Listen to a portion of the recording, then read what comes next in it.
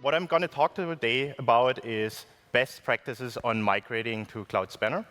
And I'm Robert Kubis. I'm the lead advocate for the storage and database system for the Google Cloud Platform. You can find me on Twitter under the name @hostirosti if you like to chat with me or send me feedback or anything. First of all, I want to point out that we have a dory for this session. I saw already one question was put on there, so please feel free to put questions on there, and we will try to answer them throughout the conference. So please check back if you've asked a question, and we will answer them there. All right. I might actually also pick one or two questions if I have time at the end from the dory. You'll see. So before I start and go and dive into, I would like to understand what my audience is. So who of you here has already played with Cloud Spanner? Okay, quite a bit. Who is in production with Cloud Spanner? All right, there are a few. All right, cool. For all the others, thank you for joining, definitely, and everybody, thank you for joining. This session is actually aimed as in between. So I'm not going to talk about the basics of what Spanner is, but I will mention here and there if it helps for the understanding. So here are the things that I'm going to cover today. And so for the ones that are in production, it might be that a lot of the things that I talk about today are things that you already know. And there might even maybe nothing new, maybe there is something new. So please don't be disappointed going out of this talk. I want to set the expectations right in the beginning. So feel free if you think this is maybe not what you were looking for. I don't hold it to you if you look for a different session. So today we're going to go through pretty much 3 stages. First, I want to talk about if you plan to move to Spanner. Primarily if you're coming from another, for instance, relational database system or a NoSQL database system. So what are the differences of traditional database systems, the traditional RDBMS to Cloud Spanner, and what to look out for? Number 2, I will talk about the move of your data. So how do you get data quickly into Cloud Spanner? And how would you design a system where you actually have to move from one database and you want to have your application either running throughout the transition or where you can actually accommodate some downtime and how you would do that.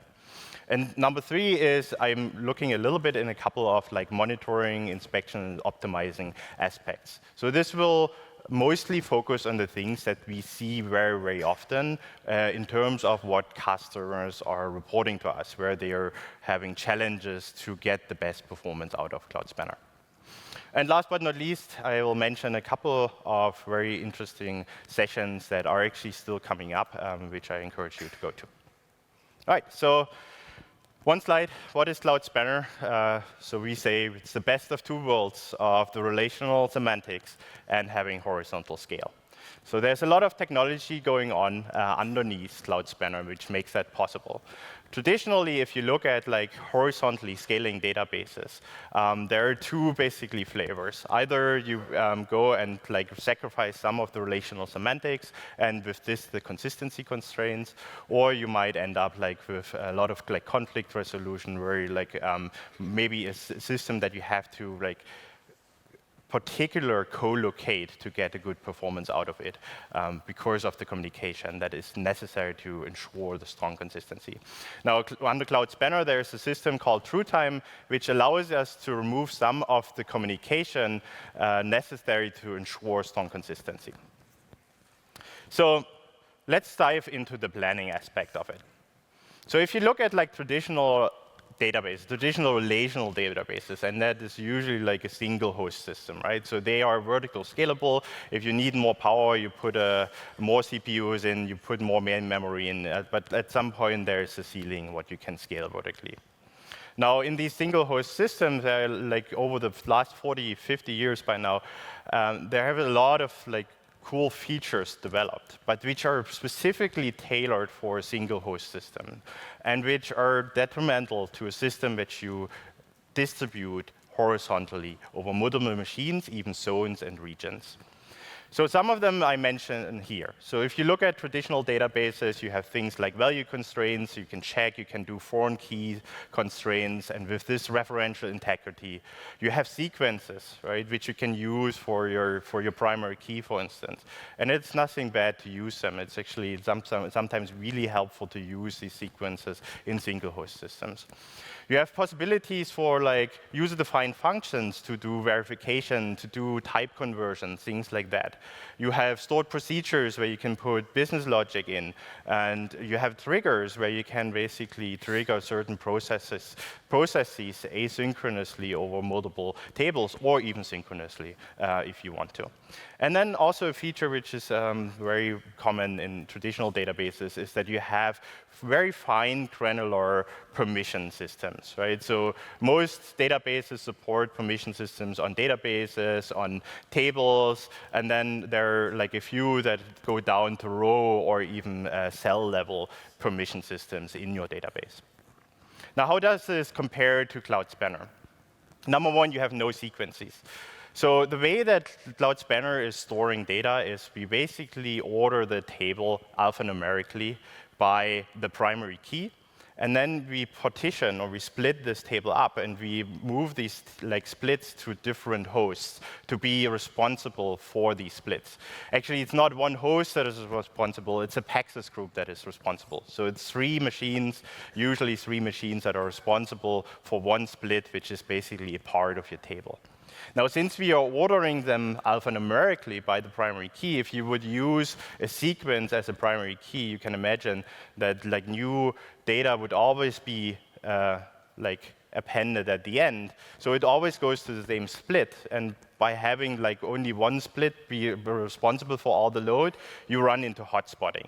Because like only one Paxos group is responsible for that one split. And so the boundaries of your scalabilities are basically what you can put in terms of load onto this split and these machines that are working on that. We have also now things like foreign key constraints, because they can be really expensive if you need to do this verification of referential integrity across multiple splits, maybe even across multiple regions. So we have something which is kind of a foreign key constraint minus, which we call interleave tables. So you can actually interleave a table into another table. Because they are living on the same split, we can actually do this referential integrity there. And we can do things like delete on cascade and stuff like that. Another thing that we don't currently support in Cloud Spanner are things like triggers, stored procedures, and user-defined functions. All these things have to basically move up into your application layer to have the same functionality for your application if you want to move from a traditional database system to Cloud Spanner. And then the next thing is the user permission system that we support on Cloud Spanner is currently on the database level. So you can create a service account and can give like a database write and read levels, but you can't go any lower than that. So all the user control that you have, all the access control that you want to support, again, needs to move into your application layer. There are a couple of other things to mention. So if you look, for instance, at the data types that Cloud Spanner supports, there is like a good variety of data types, but we hear loud and clear, and we are looking into that and working on it to support a numeric type. Especially if a numeric type for financial applications or like scientific applications where you need a lot of accuracy and precision, a numeric type is basically something what you want to have in your database natively supported. Currently, we don't support it. So our advice, if you move from a system which supports a numeric type to Cloud Spanner, to store these things in string. Float and integer will not give you enough precision unless you are basically distributing your numerics across multiple integers or multiple floats. Again, this also is in line with the no sequences. If you look at the primary keys, to enable the distribution, to enable the horizontal scale, you want to have very well distributed primary keys.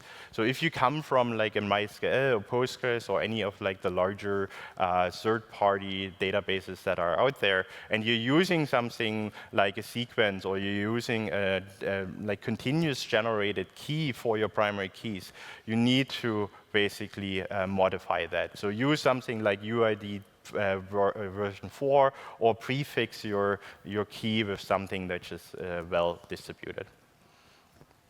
Another important thing to look at in Cloud Spanner is that like advanced structures like indexes, for instance, are actually like mapped back to basic structures in Cloud Spanner. So indexes are just normal tables in our backend, basically, which you don't see as such. You see them as indexes, but we are actually handling them as tables. And this is important here. If you look at traditional databases and you look at indexes, how they work, you basically build up like usually like a hash map or something where you can go do an index scan, and if you find your key or what you're looking for, and you want to map the row against it, like get some other data out of your base table for that index lookup, you basically just do a jump either in memory, or you know where it is located on disk, and you map that into your memory, and then basically can directly access the data of your base table. Now, since data is distributed in Cloud Spanner, we don't have these advantages on that level for lookups. You can't just like go to a different memory location on a different host to do the lookup of the base table data for a certain row. So what actually happens is you do the index lookup. It's just a table, basically. And then if you don't have the data in your index that you actually want to access with your query, you do have to do a backjoin to the base table.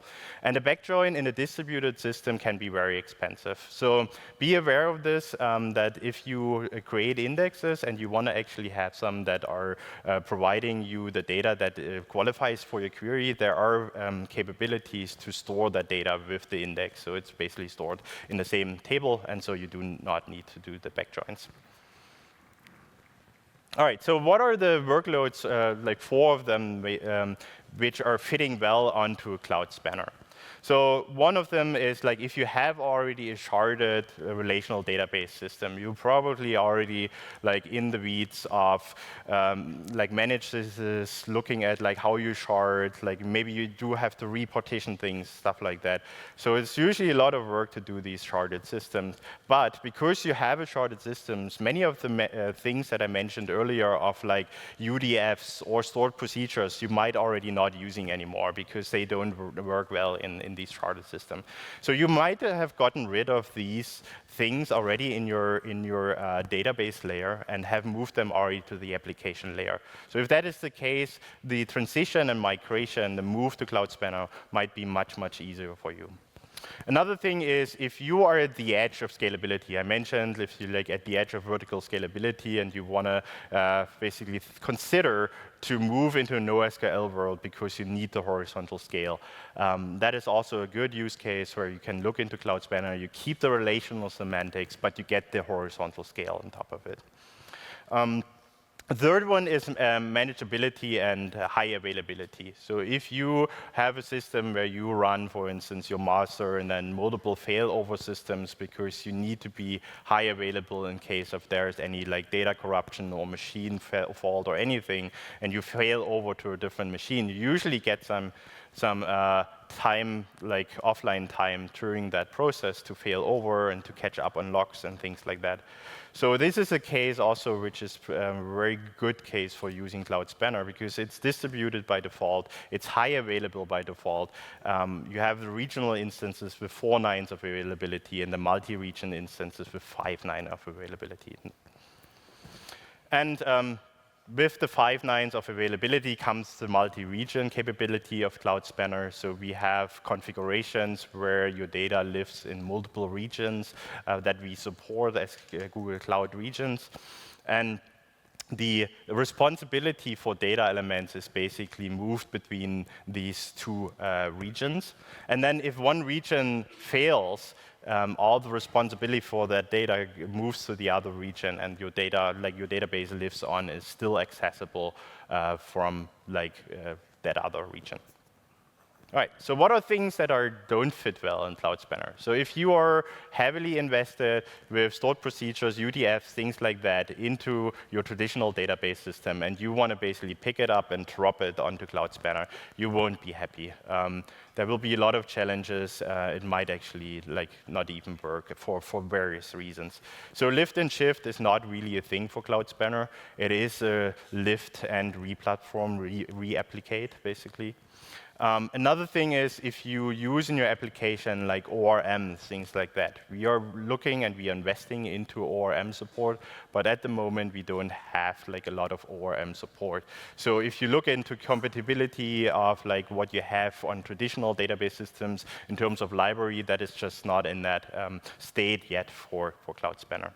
And then if you look into applications where you need really, really low latencies, like single-digit milliseconds or even down to the nano and microseconds, that's also not an application for Cloud Spanner because of the nature that we focus on high availability and manageability.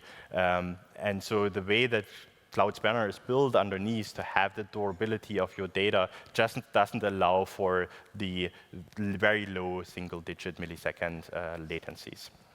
So another thing that you don't want to do with Cloud Spanner, which I added there on the fourth point, is Cloud Spanner is not an OLAP database. So if you do heavyweight analytical queries, you will run into problems. It will be painful and you won't be happy with it. So for that, I encourage everybody to look into BigQuery or even Bigtable if you have something that you need a little bit more real-time analytics. Look into these two storage systems that we have available as well to help you with your analytical needs. All right. So just kind of a summary, what are the things that you want to look at if you do your schema migration from your old application on a traditional database system to Cloud Spanner? So if you have monotonic keys, prefix them, use well-distributed keys, and use interleaving carefully, right? So as mentioned, interleave tables are ending up in the same split as the parent row. So if you have a lot of load on an interleave table for one row of your parent table, you basically go to one split, and so you're in danger of hotspotting to that split. In terms of indexes, again, what we see a lot is that customers are basically looking at the schema, they're fixing their primary keys, they're happy, everything is great, and then they create an index on the updated row or on the insert row or insert time row. So as mentioned, an index is also a table, and if you create an index on a monotonic field, you run into the exact same problems, right? So be aware of this, that indexes behave the same as your tables, and you need to pay attention to what you use as your primary key for your tables as well as for your indexes. And then if you have things an example is a social network, right? Where you have a really hot key. There's one popular person which everybody wants to know something about it. Consider replicating and duplicating that key and build the logic around that into your application to make sure that it's still strong, consistent, updated across all your replicas. All right. So another thing which we see what's very common is that what is very common what we see is that there are temp tables created during runtime, or anything kind of schema changes very often done. There's new applications are deployed very frequently, and with every application deployment there is a schema change. So you have to be careful with schema changes. Cloud Spanner supports online schema changes, so you don't have any downtime that you experience if you do a schema change. But we keep schemas around for around an hour. And the reason is you can actually travel back in time with Cloud Spanner, the so-called time-bounded reads, which are used for backups, for instance, but also if you want to use a little bit less logs and less contention, you can do time-bounded reads or time-bounded queries. So be aware of that if you do a lot of schema changes, that they basically stack up, and we keep them all in memory, and that puts a lot of memory pressure on our system. So use them wisely and use them sparsely. Try to aggregate your schema changes. As mentioned there, like the schema changes are serialized, so they put on a stack and then rolled out after each other, and they are transactional. So we basically do all the schema changes in the background, and then once the new schema is ready, we flip it over with a transaction. And any transactions that are in flight, which would span 2 versions of the schema, we basically just abort it and rerun that transactions. And then for schema changes, if you have new indexes that you create, these indexes can be can take days even if you backfill the index from very large tables. So be aware of that as well. All right, so with all the things, all the constraints and all the challenges that Cloud Spanner has, if you move on to Cloud Spanner, there are some good things about it. There are actually a lot of good things. Like I am working on Cloud Spanner for 2.5 years now. Like it is definitely one of my favorite products. I have a lot of fun playing with it. Benefit given, I don't have to pay out of my pocket for it. But it is a lot of fun to play with it. So what do you get actually if you move on to Cloud Spanner? You get a fully managed system. So that is like important not to forget, right? So you don't need to do any upgrades. You don't have the downtimes. You don't have downtimes within the SLA. You don't have any software patching that you have to do. You don't have to do any resharding. All this is done for you. We do the load balancing. We do the optimizations of the splits and things like that behind the scenes based on your traffic patterns. And really important is you get strong consistency across a horizontally distributed system, right? So true asset capabilities and strong consistency, which is the highest guarantee of strong consistency that you have out there. So we don't believe in choosing your consistency level. We just give you the highest. All right. So what to consider? This is basically the planning phase, right? So these are the things that you have to consider. Is the application that you're running right now, is it suitable to move? How much do I have to invest in terms of work? What work do I have to invest in terms of like schema changes, application changes, things like that? Now, if you decide and say like, yes, there are all these benefits that come with it, and I want to move onto Cloud Spanner, here are a couple of ideas how to approach this. So number one, and that might sound like very simplistic, but I still want to put it out here. The easiest way to move your application to Cloud Spanner is to bundle all your database access code into one module, right? So with that, you can do a lot of amazing things. You can basically isolate the testing for that module. You can optimize around that module, like in terms of latency, in terms of contention, in terms of ACLs that you can implement in this model. So it makes it much easier if you have the possibility in your application to isolate the DB access code and move that all into one module, so that it makes the transition from your old system to the new system much more straightforward. So now, how would you do that in terms of like getting your data over? One possibility is to use Cloud Data Flow, or use a backup that you can use on MySQL or Postgres or on your favorite database system that you're using. So you basically do a backup into files. They can have different formats. If it is CSV, if it is Avro, if it's Parquet, it's up to you. And then you move that basically into cloud storage, into a cloud storage bucket. And then from there, use the recommended way is to use Cloud Data Flow to load this data into Cloud Spanner. And I'm going to show a little bit. Please switch in a second to my laptop, if I remember my password. Oh. OK. All right, let's do caffeine. which I would need as well. So what I want to show here is if you want to get started with data flow to load data into your Cloud Spanner instance, we have actually some data flow templates available for you that you can look into and basically take as an inspiration or even modify it in a way as you want. So on GitHub, on the Google Cloud Platform organization, you find data flow templates.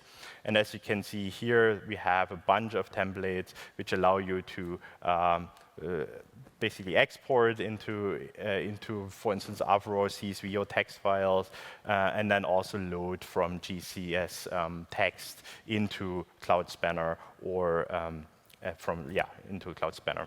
So this is a good place to start, and these are actually the templates that we are also using for our self-managed backup that you have available. So I want to show that really quickly. So what is possible is actually, here I have a bunch of my instances that are running right now. I have done already a restore, so I'm going to show that in a second. But basically what you can do is you can go onto a database, click the export button, select a bucket where you want to export it. So I have here my ticket shop backups. I can select this, go all through this, select the database you want to support, select the region. You want to select the region where that instance is actually living, and it shows you which one is recommended. Confirm all the changes, and then you do the export. For this example, like for this database, it has around 120 gigabytes of data. It took about 20 minutes to export this data. So let me show like how that looks like when I actually get that back, and it doesn't show me, unfortunately. So I'm gonna show right here. I hope it's possible to show that. Let's go to data flow. So here you see the export job that we did. And it's basically creating all this behind the scenes. You saw here, it showed right now like 1 hour and 40, but that is actually not the actual time, the wall time that it took. It is the time, the aggregated time through all the instances that were used. So if you look at the elapsed time, we have that here on the right, which shows 22 minutes for doing that backup of around, as said, like 120 gigabytes. Now, if you go into the import, again, I can show the dialog in a second. It's very easy. You pick basically the folder where you exported it to, and then it creates the database schema automatically and then loads into this data. Now, some might spot there is a green line over here and a blue line over here, and they don't match up, which is usually not a good sign. And that is also the reason why we see here it took an hour to restore that data. Again, this can be improved a lot by having a sufficient quota for your data flow jobs.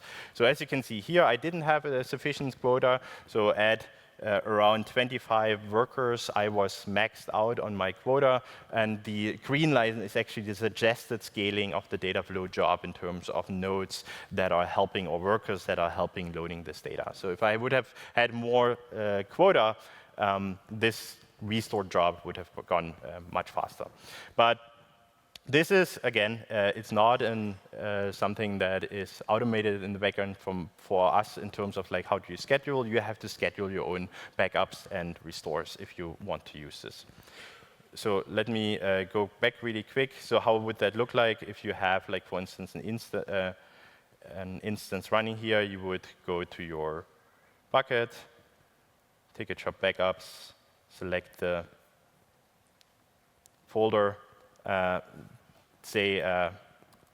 for instance, let's say demo 01, select the region, confirm, import, and then it basically, again, creates this data flow job. You see here already, like, the schema is created, and in a second it should come up that we have this data flow job.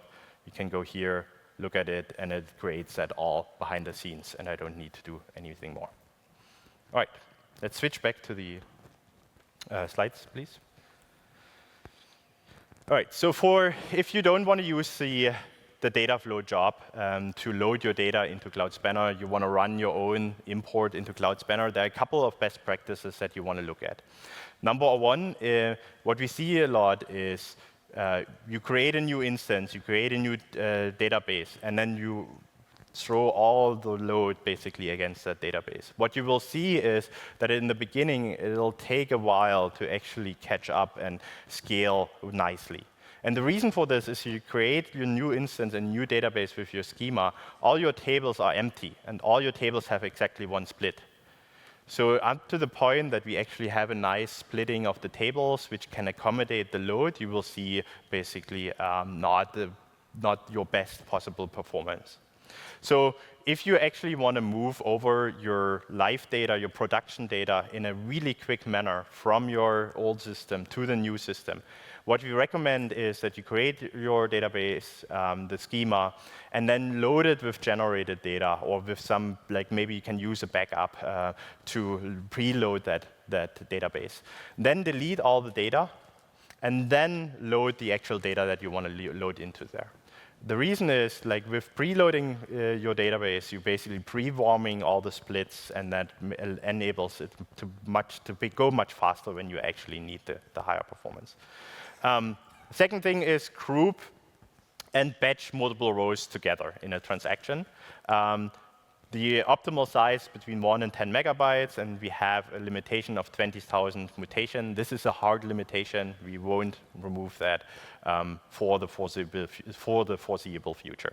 So you have to stay in this 20,000 mutations range. What is a mutation? Mutation is any cell change that you have in your tables. So imagine you have a table with 5 columns, and then you have let's say 3 primary keys, and then you have another index which is using the primary keys just in a different order. And let's say also for all the 3 primary keys. You have actually, for any row that you insert into that base table, you have 8 mutations. 5 are coming from your base table, and 3 are coming from the index table. So have that in mind. Like if you have a lot of indexes in there and you want to load a lot of data into your table, you might run quickly into the 20,000 mutations limitation. Then if you do the batching and loading into Cloud Spanner, this might sound counterintuitive, but actually order your data that you want to load into Cloud Spanner by primary key, and then split it up into distinct ranges, and then send these distinct ranges to Cloud Spanner. That gives you the best throughput to load into Cloud Spanner, and then, of course, scale out your import processes. All right. So 2 types of migrations that you can do. Number 1, of course, is doing an application migration with a downtime. So here, basically, you have your application talking to your original DB. You do all the export and import into Cloud Spanner. You have your new application ready, and then, so you turn your application down. Then you do the backup and restore into Cloud Spanner. And then you turn the new application on and let the new application speak to Cloud Spanner. Simple, but it is with downtime. Now, if it's a little bit more complicated, if you actually want to have a system that runs without downtime and you want to have an online migration, then you do all the schema adoption as well. You deploy your new application basically, which have both versions, can speak to the old and to the new database. You do an export, which is basically the preload, while your application still uses the original DB as the original source of truth. And then you implement basically a data flow job, for instance, which does the change data capturing from your original database into Cloud Spanner. And as soon as they basically catch up, and they are in sync, you can flip the switch and let your application talk to the Cloud Spanner and hit the launch button and have a launch party. And cross the fingers that everything works fine. So in summary, isolate DB code, do the schema updates upfront with the best practices that I mentioned, move your business logic to your application, run your old and new databases in parallel if you want to do the online, and then basically do the switch over and test that piece multiple times before you do it actually on your customers.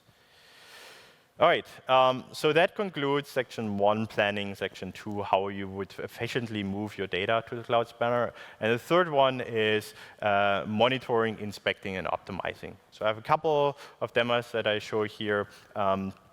Of course, again, I could only pick very specific ones. I would love to pick and do an entire session only about index modifications and optimizations, but I probably would lose 80% of the room, and that I want to avoid. So I've concentrated on something simple. So I want to set the stage first. So this is the stage that I want to set. So this is a schema. It's fairly straightforward. I used the schema, I designed the schema for the 2017 launch keynote demo for Cloud Spanner. So you can see we reuse things sometimes. I love to reuse this schema. It allows me to do a couple of really nice demos. So what we have here is what I create as a demo application is like a simulated ticket shop. And that ticket shop basically uses a global distributed, multi-regional, global Spanner instance, and you can buy tickets in a strong, consistent manner from all over the world. The cool thing here is I'm not going to sell a ticket twice, which happens for some airlines, I heard, and other places, which is not necessarily the best thing to have for your customer when they are standing in front of the airplane door and you are not allowed in because the airplane is full, right? So a strong, consistent system here can help greatly if you actually can sell the tickets exactly that you want. Now, some might walk up to me afterwards and say, like, they do that on purpose. I know they do that on purpose because there are a lot of people that don't show up. Now, what do I want to show? Like, I have 3 tables that we're going to look at a little bit more in detail. I have my venue table, so I have 1,000 venues all over the world that I generated artificially. I have a seating category. Looks much better on this display than on this. I have the seating category there, which basically tells me, like, is this a general seating? Is this a VIP seating? Is it a lounge? Is it a saloon? Do you get dinner with it? Something like that. And then I have the actual tickets. So the tickets basically are the tickets. And in that case, I've pre-created these tickets so that I just need to flip some bits if I want to sell a ticket. So the cardinalities in these tables are, in my venue table, I have 1,000 venues. In my seating categories, I have like 2,655 seating categories, so roughly 2.6 seating categories per venue. And that's an average. There are some venues which only have 1 seating category. There are others which have 5. And then I have my tickets. If I can count correctly, this is about 20,000 tickets that I have in my database. Now, what I want to show is I want to basically do optimization of an index. So what I'm going to show first is I'm going to show a query that I have run, which I started actually before I started this talk. And so you can see, I want to see, like, to explain the query, I want to know how many tickets are available in the Berlin Old Club, which is my venue name. So to find out, I basically have to go to my venue, join it with my seating category, join it with the ticket table, and then do the select. And the ones that are familiar here in this room with SQL, they cringe probably right now, the way that I've written this query. And I've written that on purpose this way. So basically what you see here is I'm doing a join from my seating category onto the ticket table, and then onto the venue. So now I could make that even worse. If I would switch and say, like, I want to join from my ticket table to my seating category, and then to the venue, my query wouldn't actually finish. It times out. I tested, trust me. It times out, and so I did the second worst option here. I basically take my seating category, join my ticket, and join the venue. The problem that we have here is I have a pretty big cardinality table that I join basically in the beginning, and the smaller cardinality table towards the end. As you can see here, this took 4 minutes to basically finish. And I have a couple of things that are actually pretty nice here. So you see, like, the row is scanned, how much CPU time I'm using. It shows you basically the query plan here that you can see, okay, I'm doing a table scan on the venue, then I'm using an index on the seating category, which is already good. I'm using an index on my ticket table, which is good, but I'm still going through all my tickets. So in the end, it's fairly slow. So I want to show the power of actually improving just by reordering the way that you are joining your tables together. So in this case, I'm doing the better thing. So always, like as a rule of thumb, join this, like begin with the smallest cardinality table if you do joins. Right? So here, I'm starting with my venue table, and then join the seating category, and then join the ticket table on it. So now, if we run it, we're going to see it will take still a little bit while if the demo gods are with me, and it will show in a second. I think it should be around 25 seconds. So, but basically. You see here, that's still not great, right? It's only 1,000 venues. This should go much faster. What is happening here? And 15 seconds. That is awesome. So we went down from 240 seconds to 15 seconds just by reordering the joins. Right? So think about that. If you run into like problems, into issues, into like latency and query times issues, look at like what are the cardinalities of your tables. We know a great optimizer does it automatically. We don't have the greatest optimizer yet. We're working on it. But so there's still a little bit of manual labor involved here if you want to get a good query times. Now I'm going to take this. As you can see, we are still like scanning 20 million rows here, which is still way too much. It takes us 15 seconds to actually do this. So what I did is, I hope this is the right one. What I did actually, I looked at the ticket table and thought like, okay, can I actually create an index which helps me in this? So I created an index which is on the category ID because I want to join with my seating category. And then I have the ticket ID, so I can join the ticket table onto it. And then you see something else in the bottom, right? So I have some more data actually in the bottom. And so what I can do in this index is I can actually declare like what I want to index on, and then I can attach data to it. So this is the storing clause that I mentioned earlier. So if we show the DDL, you can see here, you basically have this storing clause. And that allows you to basically attach some data to your primary key in this index. And that is very helpful. Now, some might ask, like, why do I do it in storing and not into the primary key? There can be multiple reasons. Number one is you change actually the ordering of your index if you put them into the primary key of the index columns. So that is something to consider. There are some other things that are behind the scenes. Which are considered basically if they are index columns versus stored columns. So now let's have a look at the query, how it runs here. And as we can see, it runs now in 100 milliseconds, gives me the same data back. There's 1,650 seats in my Berlin Old Club.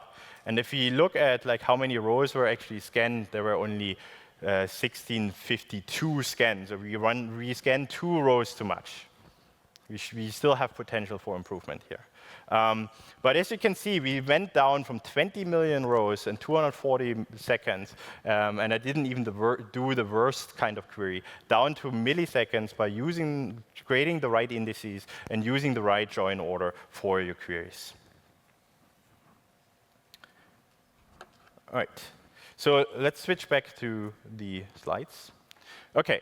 So there's also, like, I want to repeat again, like, on the indexes, because it's something that is often forgotten. If you do have indexes and use the storing clause, you basically avoid with the storing clause to do a backjoin against the base table. Right? So if you have a query, so queries where you do select star of something, really bad, really bad. So don't do select star. Really, like, focus on these, like, in your select, what columns you really need. And then if you expect or hope an index to be used for your queries, make sure that the index has all the columns that you need for your query. Right? So as soon as there's one column not available, it basically you create the backjoin to the base table. Another thing that we see often is in an index where you define an index and then you use a sub-primary key or sub-index columns. but you don't use the prefix. So let's say you do have a primary key A, B, C, and you index on BCA. And then you do a query on C, right? It basically can't use your index. You have to basically go back to your table and do a table scan. So make sure that in your queries, you use the same prefix of index columns for both.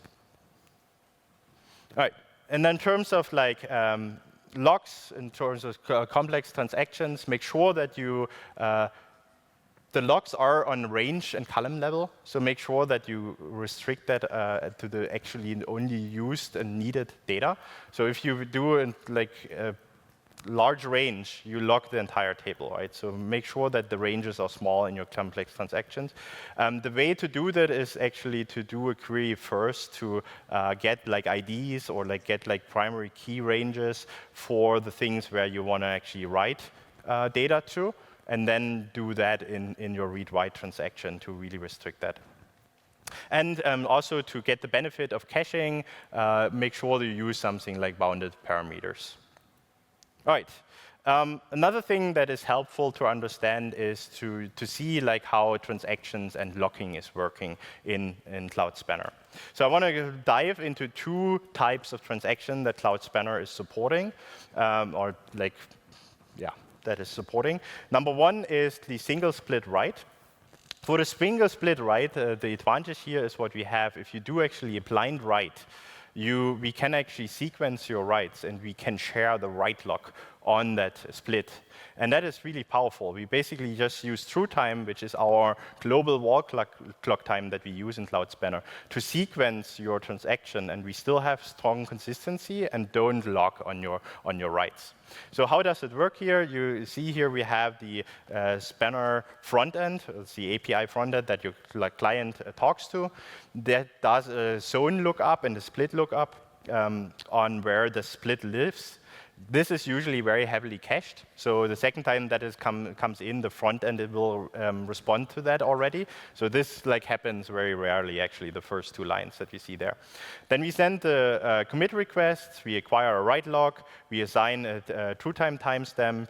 We are waiting out that time till that like upper bound has passed, basically. And during that time, we send a persist request to the replicas, which are also responsible for that split. As soon as the majority comes back, we basically wait for the true time to pass and then respond back that this was successful. Now in the multi-split write, what we have here is like a scenario where I do a read on the key 100, and then I do a write to key 100, 300, and 400 for the values A, B, C, respectively. And so what I do here, again, we do the split plus leader lookup. So we have a couple of splitters. In this case, I have the split leader in zone A and split 0, which gives me my data for the row with the key 100. And it acquires a read log. Then we do the lookups for the other keys where we want to write to. We send the commit request to the split leaders. And while we are doing this, we choose one coordinator for this transaction, who is basically the chef for this transaction. And we tag all these split leaders as part of this transaction. So now the first thing that we do, because we want to write to key 100, is we actually have to check if we still have the read log on 100, and we have to elevate it to a write log. Now, if there's any conflicts, any like possibility of a deadlock, what we do is a wait and wound. So basically, younger transactions are aborted and restarted. Older transactions are the ones that are succeeding. So once we have all the requested log, this is basically the first phase of the two-phase commit protocol. We can push like the data out to our split replicas and acknowledge, of course, that we have the logs. Assign a timestamp, again, replicate to the other replicas of the splits, and then everybody is coming back with the commit for this transaction. And once we have all the commit transactions notifications, we wait out the true timestamp and then give the success transaction back to the client. All right. I have 1 minute left. I don't know if I get cut off in my audio when I run over. So I want to do a really quick demo because I think it is actually fairly powerful. So let's see if I get that working. So I do need to do a couple of things. Number one is here I have a Grafana running, and what I'm using here, just to explain it in very simple terms, is I use the YCSB workload. And let me see, I actually need to fix something here, generate some data.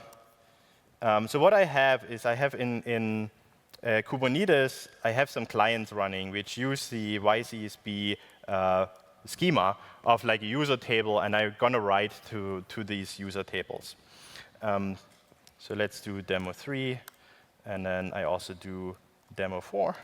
So what this is doing here is nothing else than I'm sending a pub/sub message, actually, which my clients are listening to, and they can get instructions through this pub/sub message.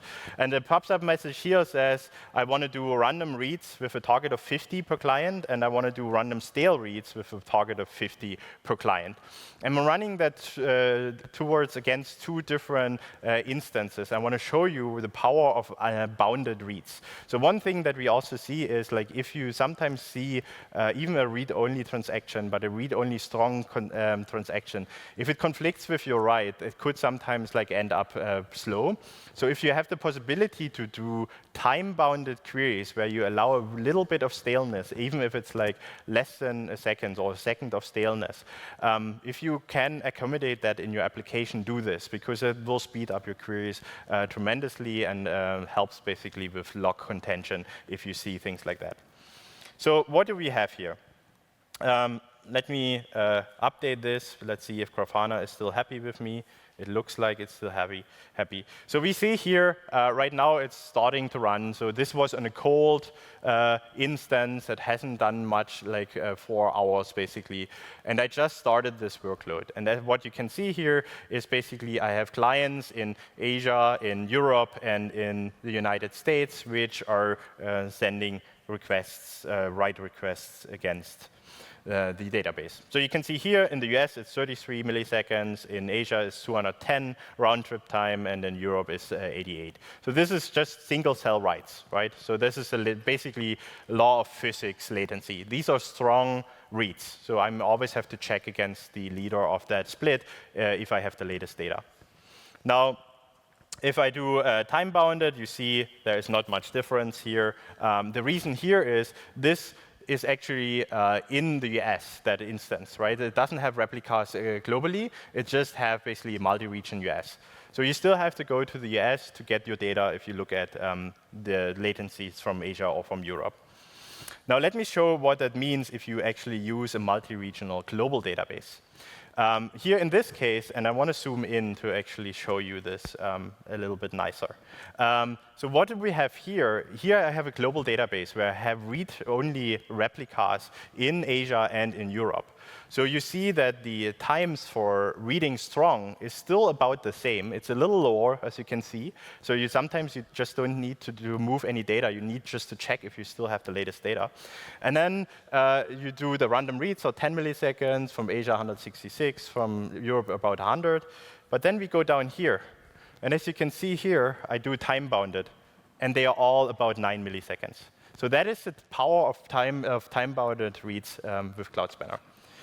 All right, moving to the related sessions.